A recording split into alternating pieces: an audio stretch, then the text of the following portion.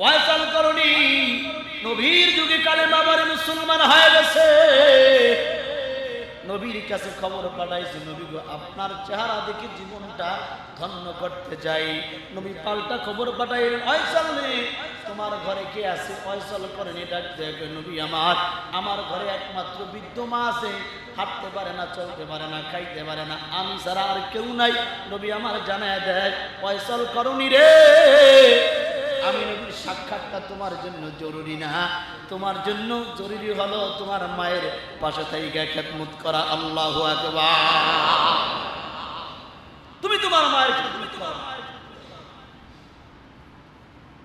নবী মায়ের খেদমত করবো, আমার তো মন চায় আপনার সাথে আমি যুদ্ধে অংশগ্রহণ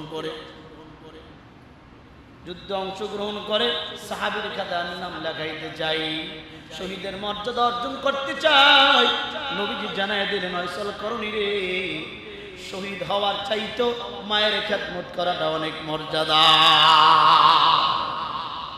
ওয়াইসাল করনি কেমন নবীর আশিক, নবীজি আমার উহুদের যুদ্ধে গেছে, মায়ের খেদমত করতেছি, কিন্তু ওয়াইসাল করনির অন্তরটা ছটফট করতেছে, আমি নবীর সাথে যুদ্ধে যাইতে পারলাম না।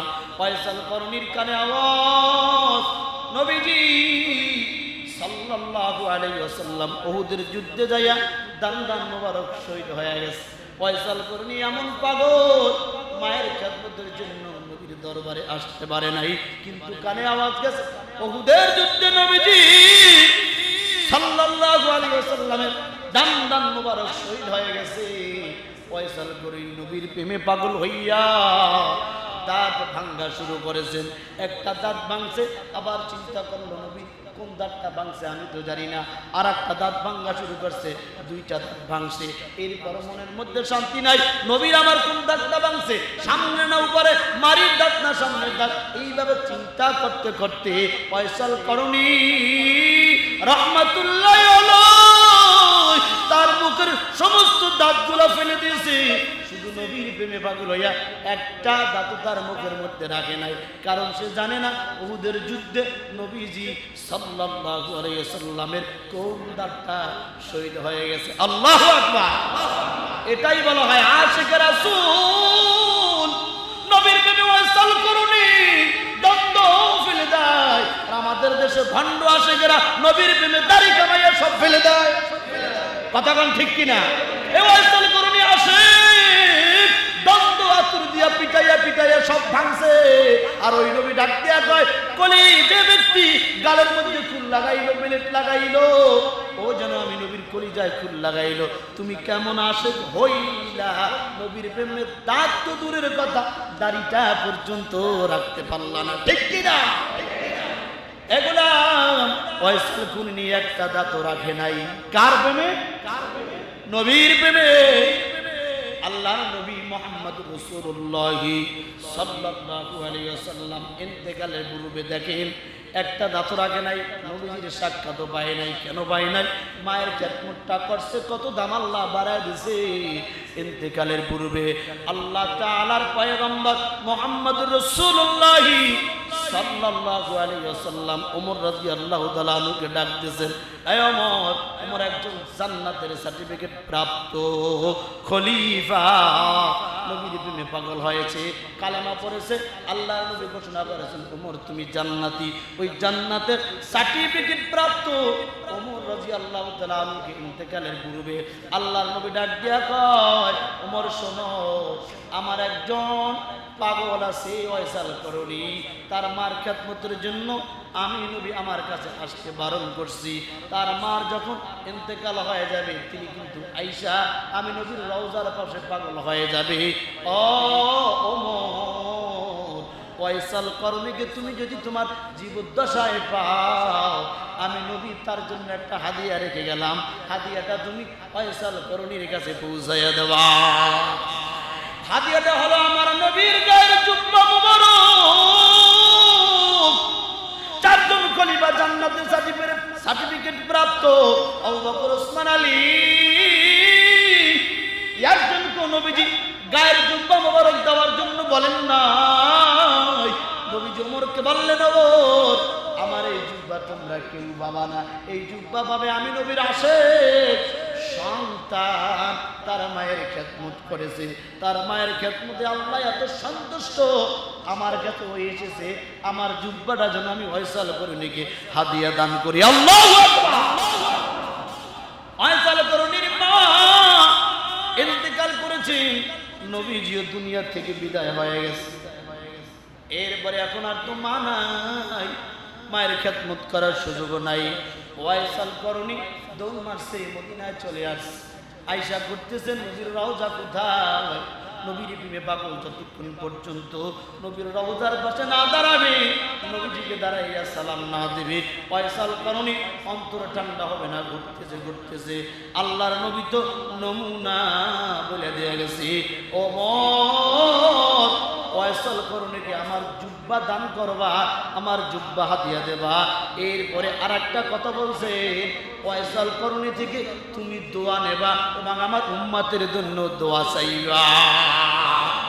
আল্লাহু আকবার করে বলে, ওমর তুমি ফয়সাল করুণী থেকে দোয়া নেবা এবং উম্মতের জন্য, আমার উম্মতের জন্য দোয়া চাইবা।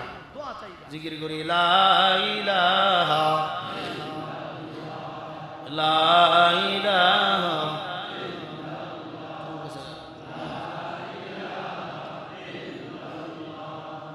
লা ইলাহা ইল্লাল্লাহ লা ইলাহা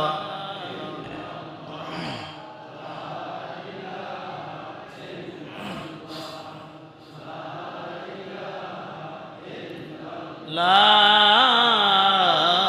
ইলাহা ইল্লাল্লাহ মুহাম্মাদুর রাসূলুল্লাহ। আপনাদের কষ্ট হয়নি? বিদ্যুৎ কখন আসে তো জানা নাই, সময় বেশি নাই, আমি সামনে চালাই যাই। কি কোন চালামো? শুনবেন তো আপনারা? আল্লাহ সবাইকে কবুল করেন, বলে আমি। আরো জোরে বলেন আমি। ভাইরা আমার, তো নবীজি বললেন ওমর তুমি ফয়সাল করুণী থেকে নিজে দোয়া নেবা। দোয়া নেবে কে? জান্নাতি সার্টিফিকেট প্রাপ্ত ওমরকে নবী বলছে ফয়সাল করুণী থেকে দোয়া নেবা। ফয়সাল করুণী কি সাহাবী? নবীজিকে দেখছে, কিন্তু নবীর বে আর মায়ের খেদমত, নবীর বে কথা কান, নবীর বে আর মায়ের খেদমত করার কারণে জান্নাতের টিকিট পাওয়ার পর ওই ব্যক্তিকে কয় তুমি ফয়সাল করুণী থেকে দোয়া নেবা। ফয়সাল করুণী রাহমাতুল্লাহ আলাইহি মায়ের ইন্তেকালের পরে মদিনায় আসছে। হযরত ওমর রাদিয়াল্লাহু তাআলা দেখার সঙ্গে সঙ্গে ফয়সাল করুণীকে জড়ায় ধরছে, কপালের মধ্যে চুমু খায়। ফয়সাল করুণী তোমার নাম বলে? হয়। আপনি খুব দামি মানুষ, আপনার মতো দামি মানুষ কেউ নাই। বলে কি হয়েছে? আমি কেমনে আবার দামি হইলাম? তোমরাই তো সবচেয়ে দামি, কারণ তোমরা ছিলা সবসময় নবীর দরবারে, তোমরা হইলা জান্নাতের সার্টিফিকেট প্রাপ্ত আল্লাহর নবীর জবানের ঘোষণাকৃত সাহাবী। ওমর রাদিয়াল্লাহু তাআলা আনহু ডাক দিয়া কয়, আমরা জান্নাতের সার্টিফিকেট প্রাপ্ত খলিফা হইতে পারি, কিন্তু জুব্বা পাওয়ার অধিকার আমাদের না। ফয়সাল করুণী নবীজি বলে গেছে, তোমার মা ছিল, তুমি তোমার মায়ের খেদমতের জন্য নবীর দরবারে আসতে পারো নাই, এজন্য তুমি জানো মন খারাপ না করো। তোমার মর্যাদা কতটুকু আল্লাহ বাড়িয়ে দিয়েছে এটা বোঝাবার জন্য আল্লাহর নবী সাল্লাল্লাহু আলাইহি সাল্লাম স্বয়ং তার গায়ে জুব্বা মোবারক তোমাকে হাদিয়া দান করেছি। আর একটা কথা আমার নবী বলেছে, ফয়সাল করুণী রে